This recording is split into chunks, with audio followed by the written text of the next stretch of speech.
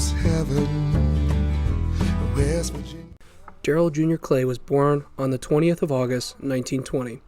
He was born in a small town of Rum Creek, West Virginia. He was the son of Henry Clay and Josie Blevins. He had 13 siblings and would move out of the house at the ripe old age of 18. He stayed close to home and worked as a coal miner for 14 years. This is where Darrell's story would soon begin.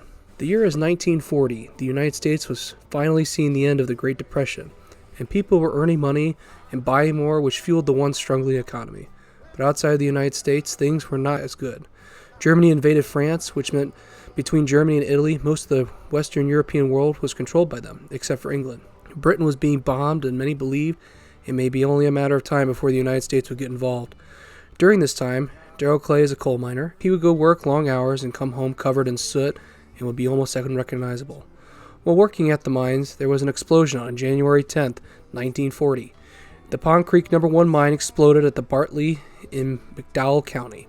The blast killed 91 miners, 47 men escaped.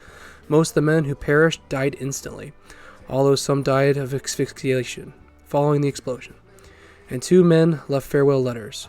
Pond Creek No. 1 was a deep shaft mine owned by an affiliate of Island Creek Coal. Investigators blamed methane gas for the fatal explosion since the mine's coal dust had been treated properly. After the crazy explosion, Darrell would soon meet the love of his life, Wilsie Nell White, or Nellie for short. One of the challenges facing their relationship was the fact that Nellie was born from the Hollard and Darrell was from the hills, and people from the Hollard did not like Darrell because he wasn't sophisticated enough. During the summer months, after taking Nellie home after a walk in the woods, some young men started throwing rocks at Darrell. This would go on for a few more weeks until Darrell got fed up, so the next time the young men started throwing rocks at him, Darrell started throwing lead. That is to say, he started shooting at them. Darrell would hit one of them in the knee, and the rest ran off screaming and getting the authorities. Darrell Jr. Clay was sentenced to spend 6 months in prison. He was charged with carrying a concealed weapon without a license. Darrell would spend several months in prison, but was released early on account of joining the U.S. military.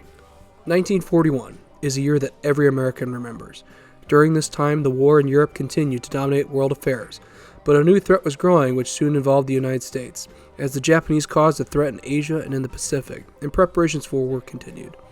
On December 7th, the United States was attacked by the Japanese at Pearl Harbor in Hawaii. More than 2,400 American servicemen were killed that day, and America entered the war. While the world seemed to be on fire, Darrell Clay would endure the court system for many months before getting his 6-month sentence. Before he went to prison, he would ask the love of his life, Nellie, to marry him. He wouldn't stay in prison for very long. He got out early on June 7th, due to the fact that Darrell had enlisted in the United States Army as a mess sergeant. After a few months of serving in the United States Army, Darrell Clay would go AWOL to get married to Wilsie White on October 23rd. Soon after getting married, the United States would join the war effort after the bombing of Pearl Harbor and after Franklin D. Roosevelt would deliver his Day of Infamy speech. A date which will live in infamy. This was a dark day for Darrell, and he would remember that moment for the rest of his life. At this time, West Virginia would set up a prison for war prisoners and would house 1,700 prisoners. 1942 would be the year that Darrell Clay would become a father. Which you gotta ask yourself, is having a kid during a war a good idea? So on December 4th, Darrell Clay would once again go AWOL to witness the birth of his firstborn daughter, Rhonda Clay. While Darrell Clay was becoming a father, the United States started to prepare for the war, which was made effective with car makers and other manufacturers changing their production to weapons of war. 1943 would be an uneventful year for Darrell Clay. He was still serving his country as a mess sergeant and was not going AWOL.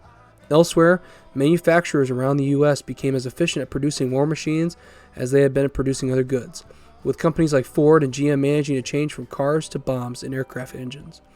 And at the same time, due to the number of men overseas fighting the war, more women were used in manufacturing, and a total of 18 million women were employed. It was also around this time that the U.S. Supreme Court rules that schools cannot require students to recite the Pledge of Allegiance in West Virginia State Board of Education versus Barnett. 1944 would be the year that the war started tipping in favor of the Allies. On June 6, the D-Day invasion, also known as Operation Overlord, starts with the Allied forces crossing the English Channel to land in Normandy, which signaled the end of the war in Europe. Soon after this victory, on July 23rd, West Virginia would be rattled by the Shinston tornado, and it would claim 116 lives.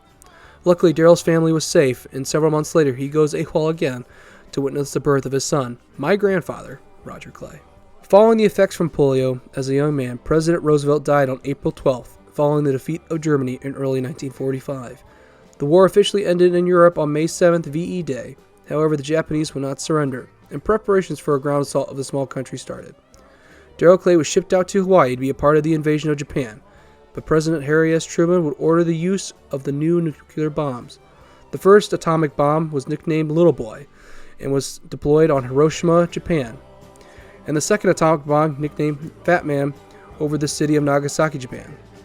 5 days later, Japan surrendered on August 14th, also known as VJ Day. Finally, Daryl Clay was allowed to return home to his wife and 2 kids, where he would return working in the coal mines. Daryl Clay Jr. died on November 2nd, 1999.